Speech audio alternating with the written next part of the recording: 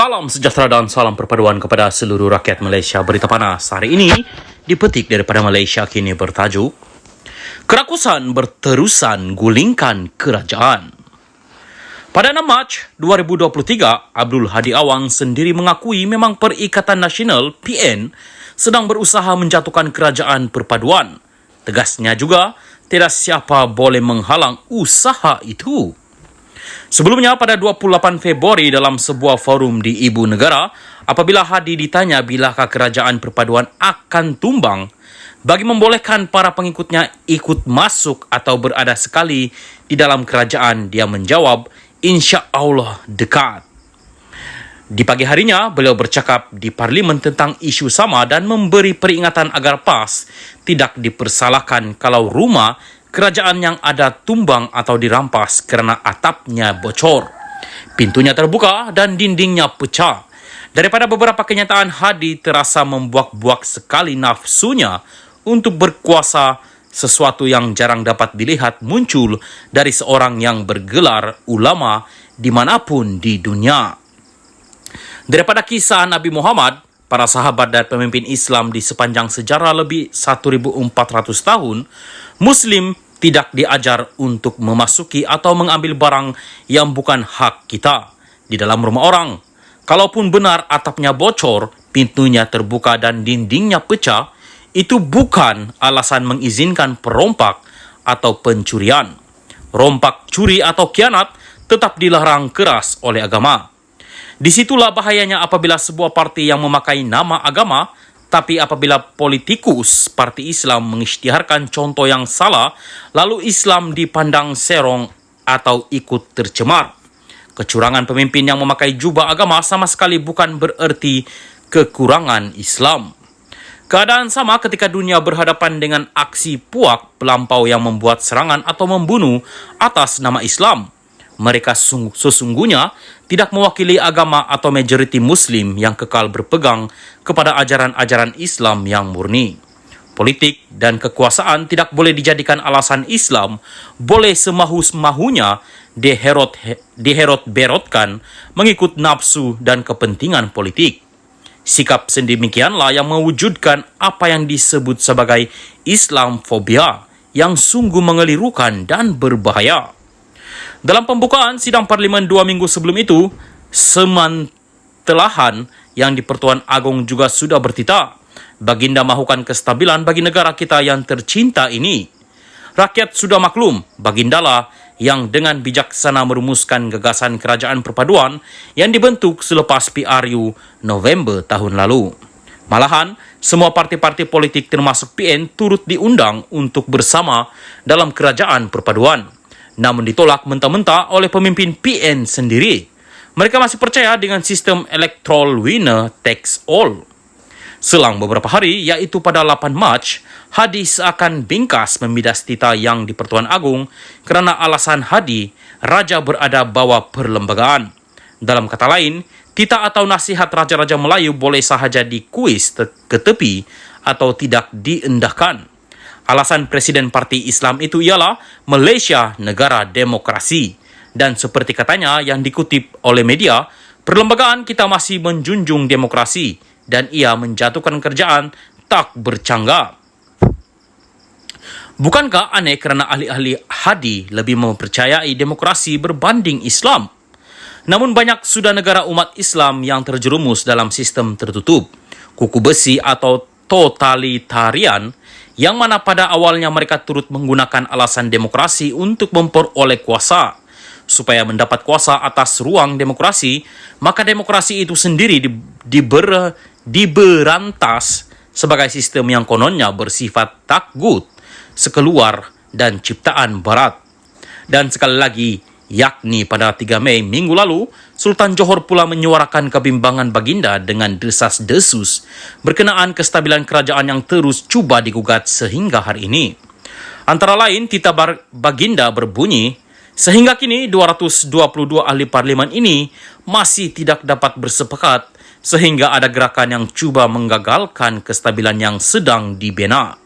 Sehari dua ini, kenyataan pemimpin PN saling bercanggah. Beberapa orang seperti Hamzah Zainuddin dan Ahmad Faizal Azumu cuba menafikan wujudnya komplot sedemikian. Tapi kalau tak ada angin, masakan pokok bergoyang. Saya yakin tentu ramai rakyat Malaysia yang lebih mempercayai tita yang di Pertuan Agong dan Baginda Sultan Johor berbanding omongan Hamzah, Faizal mahupun Hadi. Raja-raja Melayu bukanlah begitu naif dengan hidup selingkar pagar istana sehingga tidak punya maklumat atau tidak tahu membezakan antara berita sahih dengan yang palsu. Tentu ada asas-asas yang kuat sehingga membuatkan Sultan Johor dengan jelas menyebutkan wujudnya gerakan yang cuba menggagalkan kestabilan. Hanya apabila peluang untuk menumbangkan kerajaan semakin tipis, barulah Hamzah atau Faizal cepat-cepat menafikannya. Mereka takut rakyat tahu keadaan sebenar. Seorang lagi pemimpin PN Selangor, Azmin Ali pula kemarin berkata, menggulingkan kerajaan dibenarkan bawa perlembagaan. Maksud kata-kata sebegitu sama dengan kenyataan Hadi sebelumnya, yang dalam senyap-senyap bertujuan menyinggung tita dan nasihat Sultan-Sultan Melayu. Sejak langkah Sheraton dan rampasan kuasa pertama kali yang dilakukan pada awal tahun 2020 dengan menyaksikan Muhyiddin Yassin diangkat sebagai Perdana Menteri, rakyat sangat bimbang ia bakal menjadi amalan baru yang dibiasakan untuk menukar kerajaan dan PM tanpa melalui proses pilihan raya. Keadaan sedemikianlah yang wujud di negara seperti Pakistan sejak kemerdekaan pada 1947 sehingga sukar mencapai kestabilan politik.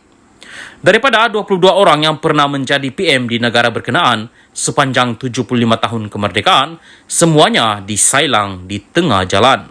Tidak seorang pun yang dapat menjadi PM sehingga habis penggal.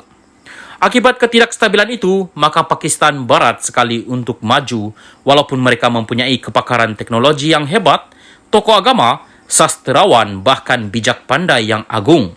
Ada juga Perdana Menteri Pakistan yang dibunuh ketika dalam jawatan seperti apa terjadi ke atas Benazir Bhutto pada 2007. Pembunuhnya sampai sekarang tidak ditemui. Oleh itu, slogan bersih dan stabil yang digunakan PN dalam PRU lalu jelas dusta semata-mata. Deretan kes-kes korupsi yang mula dihadapkan ke mahkamah membuktikan PN sama sekali tidak bersih. Tindak tanduk pemimpin Bersatu dan PAS untuk menumbangkan kerajaan yang tidak henti-henti itu juga menunjukkan mereka tidak pernah mengutamakan kestabilan. Keperitan hidup rakyat dan kehancuran ekonomi yang wujud sekarang juga disebabkan oleh tangan-tangan para pemimpin PN kala mereka menjadi kerajaan tidak lama dulu. Pada malam hari pengundi dalam PRU lalu, Muhyiddin sudah menyebutkan cukup bilangan untuk membentuk kerajaan.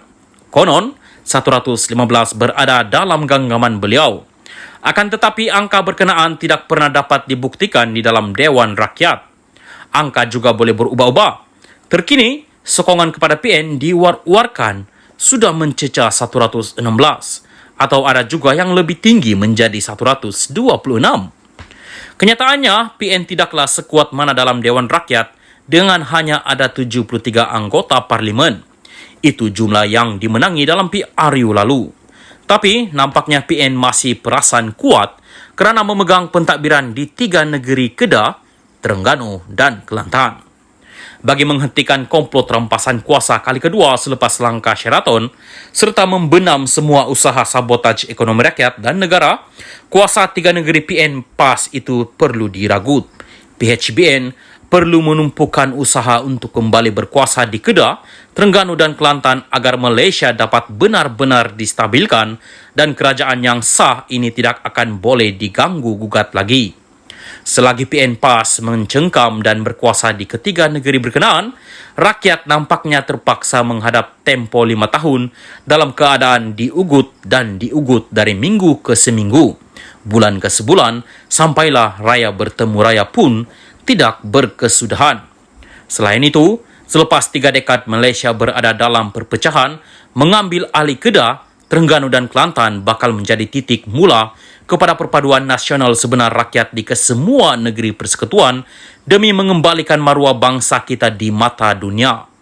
Ia bertetapan dengan firman Tuhan di dalam surah Ar-Ra'd yang kerap dirumuskan bahawa Allah tidak mengubah nasib kita sesuatu kaum kecuali kita sendiri mengubahnya. Hashim atau turut dikenali sebagai Budi Hekayat ialah seorang penulis lirik dan penyokong kuat PKR.